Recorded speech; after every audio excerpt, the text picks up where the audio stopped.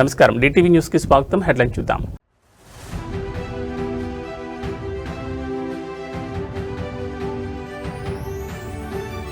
నేడు జనసేన కీలక సమావేశం.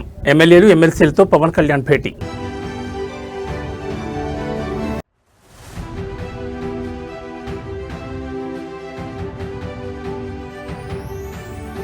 తెలుగు రాష్ట్రాల ప్రజలకు గుడ్ న్యూస్. అనంతపురం ఆర్డీటీకి కేంద్రం లైన్ క్లియర్.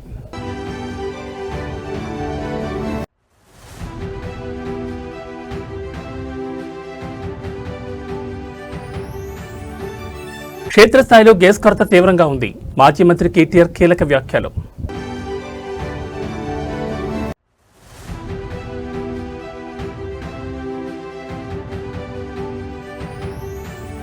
మళ్లీ బుజ్జగింపుల పర్వం షురు. జీవన్ రెడ్డితో టీపీసీసీ చీఫ్ కీలక భేటీ.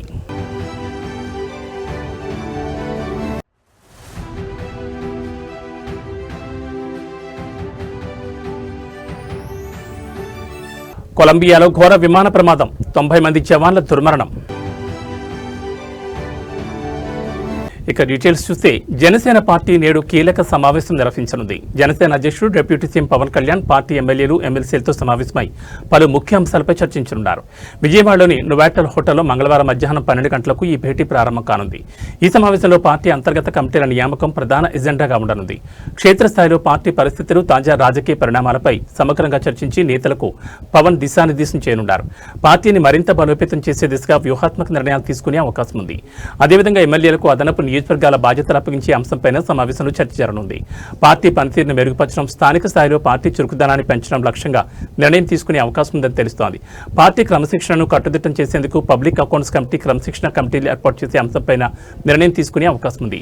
ఇదే సమయంలో పార్టీ సభ్యత్వ నమోదు కార్యక్రమంపై కూడా సమావేశంలో సమీక్ష జరగనుంది. ప్రస్తుతం జనసేన పార్టీకి సుమారు 15 లక్షల మంది సభ్యత్వం ఉన్నట్లు సమాచారం. నేటితో సభ్యత్వ నమోదు గడువు ముగియనుండగా దాన్ని మరో 3 రోజుల పాటు పొడిగించే యోచనలో జనసేన పార్టీ ఉన్నట్లు తెలుస్తోంది. ఈ నిర్ణయం ద్వారా మరింత మంది సభ్యులను ఆకర్షించాలని నాయకత్వం భావిస్తోంది. మొత్తంగా ఈ సమావేశం జనసేన పార్టీ భవిష్యత్ కార్యాచరణకు కీలకంగా మారనుంది. పవన్ కళ్యాణ్ తీసుకునే నిర్ణయాలు పార్టీ దిశను నిర్ణయించనున్నాయి.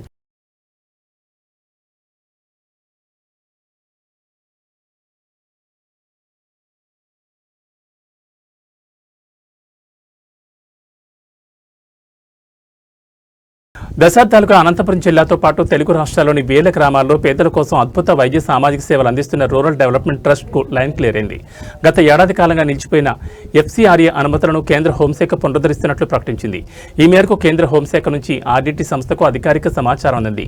మత మార్పిడులకు పాల్పడుతున్నారంటూ వచ్చిన ఆరోపణల నేపథ్యంలో ఏడాది క్రితం ఈ సంస్థకు విదేశీ నిధుల సేకరణపై కేంద్రం ఆంక్షలు విధించింది. అయితే తాజాగా కేంద్రం తీసుకునే నిర్ణయంతో ఆర్డీటీకి విదేశీ నిధులు పొందే మార్గం మళ్లీ సుగమమైంది. ఆర్డీటీ సంస్థ మత మార్పిడులకు పాల్పడుతోందన్న ఆరోపణలపై కేంద్ర హోంశాఖ గత ఏడాది కాలంగా లోతైన విచారణ జరిపింది. ఈ క్రమంలో రాష్ట్ర ప్రభుత్వం తరపున ముఖ్యమంత్రి చంద్రబాబు నాయుడు, మంత్రులు, ఎంపీలు కేంద్రానికి పలుమార్లు విజ్ఞప్తి చేశారు. ఆర్డీటీ కేవలం సేవా కార్యక్రమాలకే పరిమితమైందని, మత మార్పిడులకు పాల్పడలేదని రాష్ట్ర ప్రజాప్రతినిధులు కేంద్ర హోంశాఖకు స్పష్టం చేశారు. సీఎం చంద్రబాబు నేరుగా ఈ అంశాన్ని పర్యవేక్షించడమే కాకుండా కేంద్రంతో నిరంతరం సంప్రదింపులు జరిపారు. హోంశాఖ జరిపిన విచారణలో కూడా సంస్థపై వచ్చిన ఆరోపణల్లో వాస్తవం లేదని తేలడంతో పాటు సానుకూల నివేదికలు రావడంతో కేంద్రం ఎఫ్సీఆర్ఏ అనుమతులు మంజూరు చేసింది. ఆర్డీటీకి అడ్డంకులు తొలగిపోవడంపై ముఖ్యమంత్రి చంద్రబాబు హర్షం వ్యక్తం చేశారు. దశాబ్దాలుగా పేదల కోసం ఆర్డీటీ అద్భుత సేవలు అందిస్తోంది.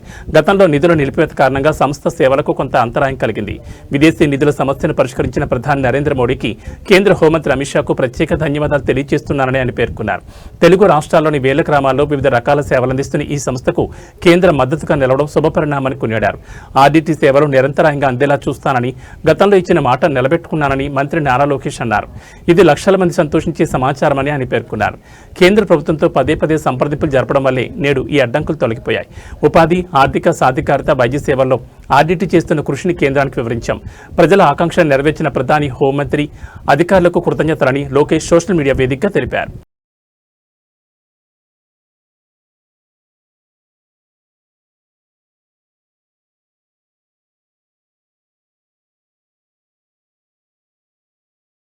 రాష్ట్రంలో నెలకొన్న ఎల్పీజీ గ్యాస్ సిలిండర్ల కొరతను నిరసిస్తూ బీఆర్ఎస్ పార్టీ ఇవాళ అసెంబ్లీ సమీపంలోని గన్ పార్క్ వద్ద భారీ నిరసన చేపట్టింది. బీఆర్ఎస్ వర్కింగ్ ప్రెసిడెంట్ కేటీఆర్ నేతృత్వంలో ఎమ్మెల్యేలు, ఎమ్మెల్సీలు గ్యాస్ సిలిండర్ల ప్లకార్డులు పట్టుకుని ప్రభుత్వాల తీరుకు వ్యతిరేకంగా నినాదాలు చేశారు. ఈ సందర్భంగా కేటీఆర్ మీడియాతో మాట్లాడుతూ కేంద్ర రాష్ట్ర ప్రభుత్వాల నిర్లక్ష్యంపై తీవ్రస్థాయిలో ధ్వజమెత్తారు. అంతర్జాతీయంగా యుద్ధం ప్రారంభమైనప్పటి నుంచి ప్రజలు గ్యాస్ సిలిండర్ల కోసం అల్లాడిపోతున్నారని ఫైర్ అయ్యారు. కేంద్ర ప్రభుత్వం కొరత లేదని నమ్మబలుతున్నా క్షేత్రస్థాయిలో మాత్రం సామాన్యులకు సిలిండర్లు దొరకడం లేదని ఆరోపించారు. కేంద్ర ప్రభుత్వం ఎల్పీజీ కొరత లేదంటోందని, రాష్ట్ర ప్రభుత్వం పెట్రోలియం శాఖ తమ చేతుల్లో లేదని తప్పించుకుంటోందని కేటీఆర్ అన్నారు. వీళ్ళిద్దరి తీరు చూస్తుంటే ఆంబోతుల కొట్లాట్లో లేగదోడలు బలైనట్లుగా సామాన్య ప్రజల పరిస్థితి తయారైందని విమర్శించారు. భవిష్యత్తులో గ్యాస్ సిలిండర్ పరిమాణాన్ని 14 కిలోల నుంచి 10 కిలోలకు తగ్గించే ఆలోచనలో ప్రభుత్వం ఉన్నట్లు అనుమానాలు వ్యక్తమవుతున్నాయని, ఇది ప్రజలను మరింత ఇబ్బంది పెట్టడమేనని అన్నారు. గ్యాస్ సరఫరాపై ఉన్న అయోమయాన్ని తొలగించేలా ప్రభుత్వం తక్షణమే ప్రకటన చేయాలని ఆయన డిమాండ్ చేశారు. కేంద్ర ప్రభుత్వం వెంటనే జోక్యం చేసుకుని గ్యాస్ కొరత లేకుండా చర్యలు చేపట్టాలని కేటీఆర్ డిమాండ్ చేశారు. ఈ విషయంలో వెంటనే కేంద్ర రాష్ట్ర ప్రభుత్వాలు ఒక వివరణ ఇచ్చి మరి కేంద్రంలో రాష్ట్రంలో కొరత లేకుండా చూడాలని, వెంటనే ఈ విషయంలో ఒక సకారాత్మకమైన వైఖరి ప్రకటించాలని చెప్పి రాష్ట్ర ప్రభుత్వాన్ని డిమాండ్ చేస్తున్నాం. ఎందుకంటే అబద్ధాలు చెప్తా ఉన్నారు. కొరత లేదని వారు, సప్లై లేదని వీరు, మధ్యలో నలిగిపోతున్నది ప్రజలు. కాబట్టి వెంటనే ఈ విషయంలో వివరణాత్మకంగా చెప్పాలని చెప్పి శాసనసభ వేదికగా ఇవాళ అడ్జర్న్మెంట్ మోషన్ వాయిదా తీర్మానం ఇచ్చాము. చర్చకు పట్టుబడతాము. ప్రభుత్వం స్పందిస్తే మంచిది, స్పందించకపోతే తప్పకుండా ప్రజల తరపున ప్రశ్నలు అడుగుతూనే ఉంటాం, నిలదీస్తూనే ఉంటాం. కానీ యుద్ధం ప్రారంభమైన తర్వాత ఇవాళ ఎల్పీజీ గోడౌన్లు ఎక్కడెక్కడైతే ఉన్నాయో, డిస్ట్రిబ్యూషన్ నెట్వర్క్లు ఎక్కడెక్కడైతే ఉన్నాయో, ఇవాళ అంతటా కూడా చాంతాడంత లైన్లు, ఎక్కడికక్కడ పెద్ద ఎత్తున ప్రజలు ఆందోళన వ్యక్తం చేసే పరిస్థితులు ఇవాళ నెలకొని ఉన్నాయి.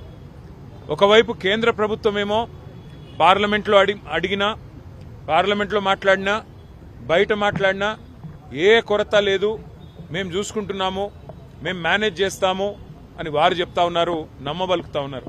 కేంద్ర పెట్రోలియం శాఖ మంత్రి మాట్లాడినా, ప్రధానమంత్రి మాట్లాడినా ఏమీ లేదు, అంతా బానే ఉంది అని విశ్వాసాన్ని కల్పించే విధంగా వారు మాట్లాడుతున్నారు. కానీ క్షేత్రస్థాయిలో పరిస్థితులు అట్లా లేవు. ఇవాళ ఏ గోడౌన్ కాడికి పోయినా భారీ క్యూ లైన్లు, భారీగా ప్రజలు ఆందోళనలో ఉన్నారు. రాష్ట్ర ప్రభుత్వమేమో కేంద్రం సహకరించట్లేదు, సప్లై లేదు, ఇబ్బంది ఉంది, కేంద్రం ఏమీ చేయలేకపోతే మేమేం చేస్తాము, పెట్రోలియం శాఖ మరి కేంద్ర ప్రభుత్వ ఆధీనంలో ఉంటుందని చెప్పి రాష్ట్ర ప్రభుత్వం తప్పించుకునే ప్రయత్నం చేస్తూ ఉంది. మాకున్న విశ్వసనీయమైన సమాచారం ఏంది అంటే, కేంద్ర ప్రభుత్వం కూడా ఈ 4-5 రాష్ట్రాల్లో ఏవైతే ఎన్నికలు ఉన్నాయో అప్పటిదాకా ఆగి మే 4 తర్వాత మరి సిలిండరు సైజును కూడా తగ్గించే ప్రయత్నం చేస్తూ ఉన్నారు అనేది మాకున్న విశ్వసనీయమైన సమాచారం. 12 కిలోలు కాకుండా 10 కిలోలు ఏదో చేయాలి అని ఒక ఆలోచన చేస్తూ ఉన్నారు.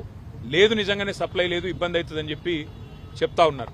కానీ నిజానికి ప్రజలకు వాస్తవాలు తెలియనీయకుండా, ప్రజలకు వాస్తవాలు చెప్పకుండా మభ్యపెట్టి, ఇబ్బంది పెట్టి సామాన్య మధ్యతరగతి ప్రజలను రెండు ప్రభుత్వాలు కలిపి గోసబుచ్చుకుంటా ఉన్నాయి. జగిత్యాల జిల్లా రాజకీయాల్లో కీలక మలుపు చోటు చేసుకుంటోంది. కాంగ్రెస్ సీనియర్ నేత మాజీ మంత్రి జీవన్ రెడ్డి తన పదవికి రాజీనామా చేస్తానని ప్రకటించడంతో పార్టీ అధిష్టానం దిద్దుబాటు చర్యలకు దిగింది. ఈ క్రమంలో ఇవాళ టీపీసీసీ చీఫ్ మహేష్ కుమార్ గౌడ్ స్వయంగా రంగంలోకి దిగి జగిత్యాలలోని జీవన్ రెడ్డి నివాసానికి చేరుకున్నారు. ఆయనతో పాటు ఏఐసీసీ కార్యదర్శి సచిన్ సావంత్, వేములవాడ ఎమ్మెల్యే ప్రభుత్వ విప్ ఆది శ్రీనివాస్ కూడా ఈ భేటీలో పాల్గొన్నారు. గత కొంతకాలంగా జగిత్యాల ఎమ్మెల్యే సంజయ్ కుమార్ ను కాంగ్రెస్ పార్టీలో చేర్చుకోవడంపై జీవన్ రెడ్డి తీవ్ర అసంతృప్తితో ఉన్నారు. పార్టీలో తనకు జరుగుతున్న అవమానాన్ని భరించలేనని ఆయన బహిరంగానే ప్రకటించారు. ఈ క్రమంలో ఈ నెల 25న కాంగ్రెస్ పార్టీకి రాజీనామా చేయనున్నట్లు వెల్లడించారు.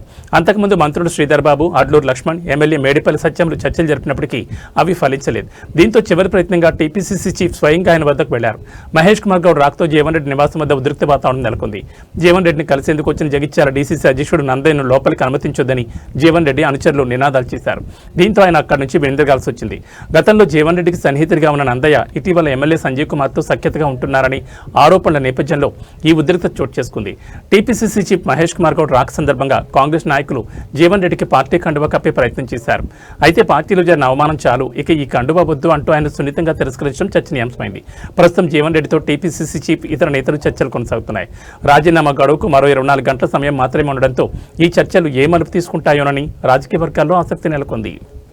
63 సీట్లు కాంగ్రెస్ పార్టీ గెలుచుకోవడం, ఆనాడున్న పరిస్థితుల దృష్ట్యా కొన్ని సమీకరణలు జరగడము,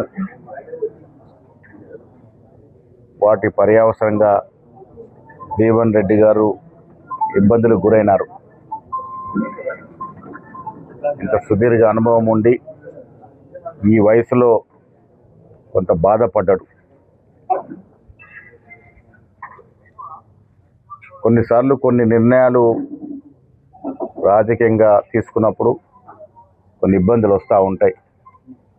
దాంట్లో భాగంగానే జీవన్ రెడ్డి గారు కూడా ఇబ్బంది పడ్డారు. రాజీనామా చేయరనే ఆశతో నేను పోతా ఉన్నాను. తెలంగాణ ముఖ్యమంత్రి రేవంత్ రెడ్డి నేడు ఢిల్లీకి బయలుదేరి వెళ్లనున్నారు. కాంగ్రెస్ రాజ్యసభ సభ్యుడు అభిషేక్ మను సింఘ్వి నివాసంలో జరగనున్న వేడుకకు ఆయన హాజరయ్యేందుకు వెళ్తున్నారు. ఈ రోజు ఢిల్లీకి బయలుదేరిన రేవంత్ రేపు కూడా అక్కడే ఉంటారని పార్టీ వర్గాలు వెల్లడించాయి. అభివృద్ధి బడ్జెట్ నివేదిక ఈ పర్యటనలో పార్టీ అగ్రనేతలను కలిసే అవకాశం ఉందని తెలుస్తోంది. ప్రధానంగా తాజా రాజకీయ పరిస్థితులతో పాటు స్థానిక సంస్థల ఎన్నికలపై ఆయన చర్చించే ఛాన్స్ ఉందని చెబుతున్నారు. దీంతో పాటు పార్టీకి సంబంధించి పలు కీలక అంశాలపై హైకమాండ్ పెద్దలతో రేవంత్ రెడ్డి సమావేశమయ్యే అవకాశం ఉంది.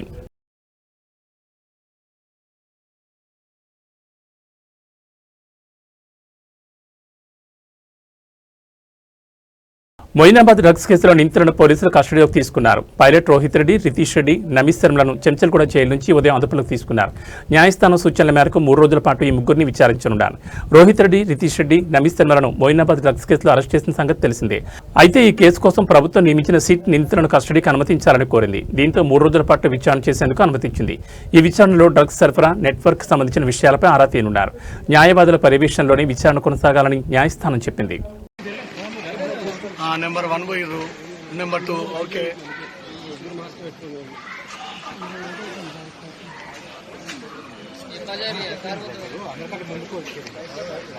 వెళ్ళమన్నా మీరేం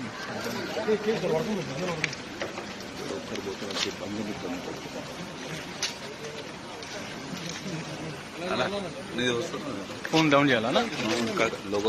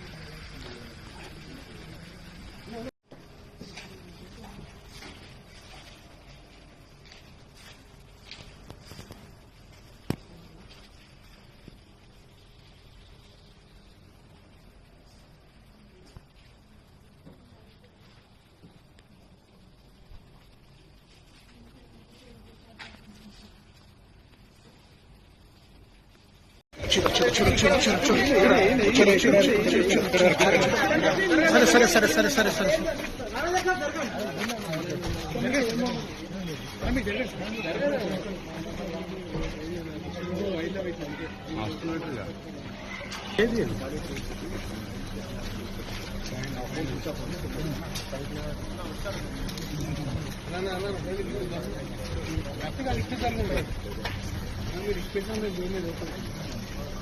సైడ్ ముంగటేం పోలేదు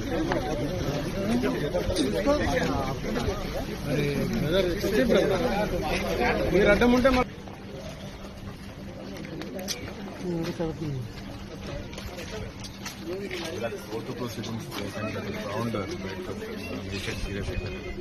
రాష్ట్రంలో నెలకొన్న గ్యాస్ కొరతపై బీఆర్ఎస్ సభ్యులు నిరసన తెలిపారు. అసెంబ్లీ సమావేశాల నేపథ్యంలో ముందుగా గన్పార్ వద్దకు చేరుకున్న బీఆర్ఎస్ సభ్యులు గ్యాస్ సిలిండర్ల ప్లకార్డులతో నిరసన తెలిపారు. పెరిగిన ధరలపై ఆందోళన వ్యక్తం చేశారు. అవే ప్లకార్డులతో అసెంబ్లీకి బయలుదేరి వెళ్లారు. గ్యాస్ కొరత లేదని చెప్తూనే హోటళ్లు, చిరు వ్యాపారులకు వాణిజ్య సిలిండర్ల సరఫరా నిలిపివేయడంపై బీఆర్ఎస్ సభ్యులు ఆందోళన వ్యక్తం చేశారు. గ్యాస్ కొరత కారణంగా సాధారణ ప్రజానీకంతో పాటు చిరు వ్యాపారులు, హోటల్ వ్యాపారంపై ఆధారపడిన లక్షలాది మంది ఉపాధికి తీవ్ర విఘాతం కలిగిందని అన్నారు. ఇప్పటికైనా కేంద్ర రాష్ట్ర ప్రభుత్వాలు స్పందించి గ్యాస్ సరఫరా సంక్షోభంపై ప్రజలకు నిజాలు చెప్పాలని డిమాండ్ చేశారు. కొరత లేదు, కేంద్రం చెప్తుంది కొరత లేదు, కేంద్రం చెప్తుంది కొరత లేదు, కేంద్రం చెప్తుంది కొరత లేదు, కేంద్రం చెప్తుంది సప్లై లేదు, కేంద్రం చెప్తుంది కొరత లేదు, కేంద్రం చెప్తుంది కొరత లేదు, కేంద్రం చెప్తుంది సప్లై లేదు, కేంద్రం చెప్తుంది కొరత లేదు, కేంద్రం చెప్తుంది కొరత లేదు. ఏది నిజమో ఏది నిజమో ఏది నిజమో ఏది నిజమో కేంద్రం చెప్తుంది కొరత లేదు, కేంద్రం చెప్తుంది కొరత లేదు, కేంద్రం చెప్తుంది కొరత లేదు, కేంద్రం చెప్తుంది కొరత లేదు, ఏది నిజమో లేదు. రాష్ట్రం చెప్పాలి. ఏది నిజమో ఏది నిజమో ఏది నిజమో కేంద్రం చెబుతుంది కొరత లేదు, కేంద్రం చెబుతుంది కొరత లేదు, కేంద్రం చెబుతుంది కొరత లేదు, ఏది నిజమో ఏది నిజమో. విజయవాడ నగరంలోని వించిపేటలో కౌంటర్ ఇంటెలిజెన్స్ అధికారులు సోమవారం అర్ధరాత్రి ఆకస్మిక దాడులు నిర్వహించారు. సోషల్ మీడియా వేదికగా ఉగ్రవాద సంస్థలకు అనుకూలంగా ప్రచారం చేస్తున్నారని పక్కా సమాచారంతో ఈ సోదాలు చేపట్టారు. ఉగ్రవాద గ్రూపులకు సానుభూతిపరులుగా వ్యవహరిస్తున్న ముగ్గురు యువకులు మహమ్మద్ రహమతుల్లా, డానిష్, సోహైల్ బేగ్లను అదుపులోకి తీసుకుని విచారిస్తున్నారు. సోషల్ మీడియాలో తీవ్రవాదాన్ని ప్రోత్సహించేలా పోస్టులు పెడుతూ యువతను తప్పుదోవ పట్టించేలా ప్రచారం చేస్తున్నట్లు అధికారులు ప్రాథమికంగా నిర్ధారించారు. విజయవాడ వెస్ట్ ఏసీపీ దుర్గారావు ఈ దాడులను ధృవీకరించారు. వించిపేటలో ఆకస్మిక దాడులు నిర్వహించి నిందితులను కస్టడీలోకి తీసుకున్నామని ఆయన తెలిపారు. తాజా ఘటనతో నగరవాసులు ఒక్కసారిగా ఉలిక్కిపడ్డారు. ప్రస్తుతం అధికారులు నిందితులు మొబైల్ ఫోన్లు, ల్యాప్టాప్లను స్వాధీనం చేసుకుని వారికి ఎవరితో అయినా సంబంధాలున్నాయా అనే కోణంలో లోతుగా విచారణ జరుపుతున్నారు.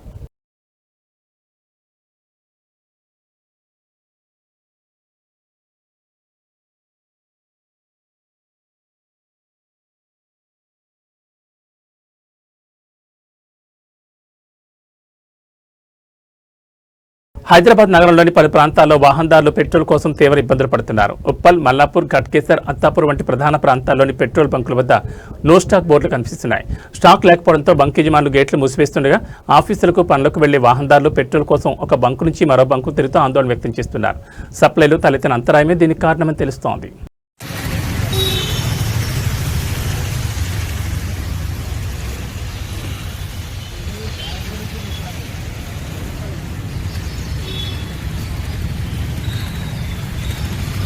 దేశ రాజధాని ఢిల్లీలో తీవ్ర కలకలం రేగింది. అసలే బడ్జెట్ సమయం. శాసనసభలో సందడి నెలకొన్న వేళ ఒక్కసారిగా బాంబు బెదిరింపు రావడంతో అధికార యంత్రాంగం ఉలిక్కిపడింది. ఢిల్లీ శాసనసభతో పాటు స్పీకర్ కూడా బాంబు బెదిరింపు ఈమెయిల్ వచ్చినట్లు విశ్వసనీయ వర్గాల సమాచారం. బడ్జెట్ సమర్పణకు కొద్ది నిమిషాల ముందే ఈమెయిల్ రావడంతో భద్రతా దళాలు అప్రమత్తమయ్యాయి. వెంటనే రంగంలో దిగిన పోలీసులు బాంబ్ స్క్వాడ్ అసెంబ్లీ ప్రాంగణాన్ని అంగుళం తనిఖీ చేస్తున్నాయి. భారీగా భద్రతా సిబ్బందిని మోహరించారు. అసలు ఈమెయిల్ ఎక్కడి నుంచి వచ్చింది, దీని వెనుకున్నది ఎవరి అనే కోణంలో దర్యాప్తును ముమ్మరం చేస్తున్నారు.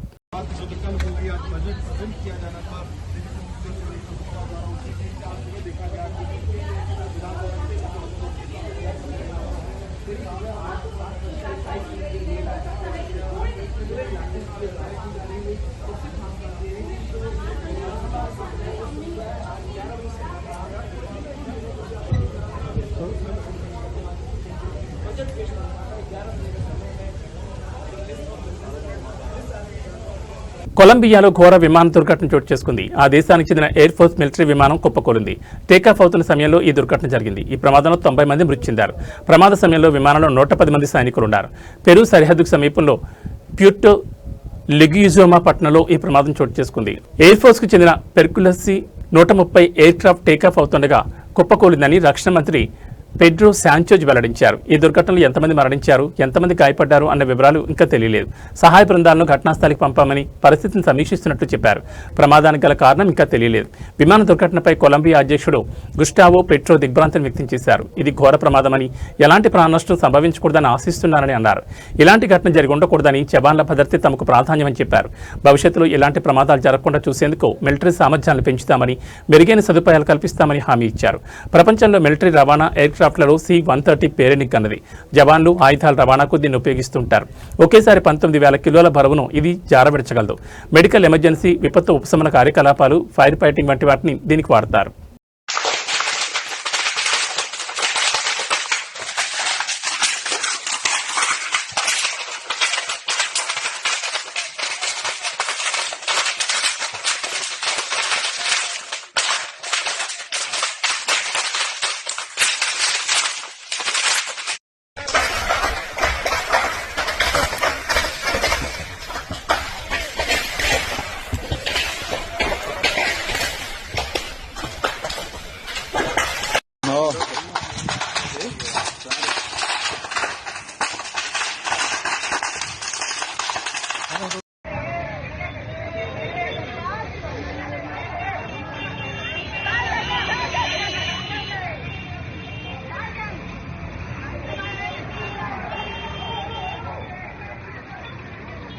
గతంలో భారీగా పెరిగిన బంగారం ధరలు గత 10 రోజులుగా వరుసగా తగ్గుతూస్తున్నాయి. అమెరికా ఇరాన్ మధ్య యుద్ధ ఉద్రిక్తతలు కొంత తగ్గే సూచనలు కనిపిస్తుండడం, అమెరికా ఫెడరల్ రిజర్వ్ వడ్డీ రేట్లపై తీసుకున్న తాజా నిర్ణయాలు అంతర్జాతీయ మార్కెట్లో పసిడిపై ఒత్తిడిని పెంచాయి. దీంతో బంగారం రేట్లు తగ్గడం మొదలైనట్లు నిపుణులు చెబుతున్నారు. తాజాగా వేళ ప్రారంభంలో కూడా హైదరాబాద్ బులియన్ మార్కెట్లో బంగారం ధరలు భారీగా పతనమయ్యాయి. తాజాగా 10 గ్రాముల 24 క్యారెట్ల బంగారం ధర ఏకంగా $2,940 తగ్గి 1,40,350కి చేరుకుంది. అదేవిధంగా ఆభరణాల తయారీలో ఎక్కువగా ఉపయోగించి 22 క్యారెట్ల పసిడి ధర 2,700 మేరకు క్షీణించి 1,28,650 పలుకుతోంది. అంతర్జాతీయ మార్కెట్లో నెలకొన్న అనిశ్చితి, డాలర్ విలువలో మార్పుల కారణంగా స్థానిక మార్కెట్లో కూడా బంగారం ధరలు తగ్గుముఖం పట్టాయి. వివాహాది శుభకార్యాల సీజన్ నడుస్తున్న వేళ ధరలు ఈ స్థాయిలో తగ్గడం సామాన్య వినియోగదారులకు మరియు పెట్టుబడిదారులకు పెద్ద ఊరటనిస్తోంది. బంగారం ధరలు ఇంత భారీగా తగ్గడానికి ప్రధానంగా అంతర్జాతీయ పరిణామాల కారణమని విశ్లేషకులు భావిస్తున్నారు. పెట్టుబడిదారులు సురక్షితమైన పెట్టుబడిగా భావించే బంగారం నుంచి క్రమంగా స్టాక్ మార్కెట్ల వైపు మడుతుండటంతో గిరాకీ తగ్గింది. వీటికి తోడు దేశీయంగా దిగుమతి సుంకాలు మరియు డాలర్తో పోలిస్తే రూపాయి మారకం విలువలో వస్తున్న స్థిరత్వం కూడా ధరల తగ్గుదలకు దోహదపడ్డాయి. రానున్న రోజుల్లో కూడా అంతర్జాతీయ మార్కెట్ ధోరణిని బట్టి ధరల్లో మరిన్ని హెచ్చుతగ్గులు ఉండే అవకాశం ఉందని విశ్లేషకులు అంచనా వేస్తున్నారు.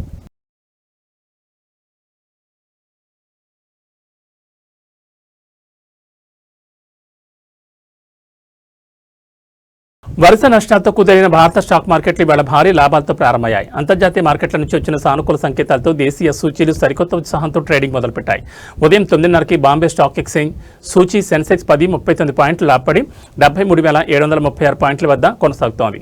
అదేవిధంగా నేషనల్ స్టాక్ ఎక్స్చేంజ్ సూచీ నిఫ్టీ కూడా అదే బాటలో పయనిస్తోంది. 330 పాయింట్లు లాభపడి 22,843 పాయింట్ల వద్ద ట్రేడ్ అవుతోంది. అంతర్జాతీయ మార్కెట్లను నెలకొన్న సానుకూల పరిస్థితులు విదేశీ సంస్థాగత ఇన్వెస్టర్ల కొనుగోళ్లు మార్కెట్లకు బలాన్నిచ్చాయి. దాదాపు అన్ని రంగాల షేర్లు లాభాల్లోనే కొనసాగుతున్నాయి. ముఖ్యంగా బ్యాంకింగ్, ఐటీ రంగాలు మార్కెట్లో పెరుగుదలలో కీ రోల్ పోషిస్తున్నాయి.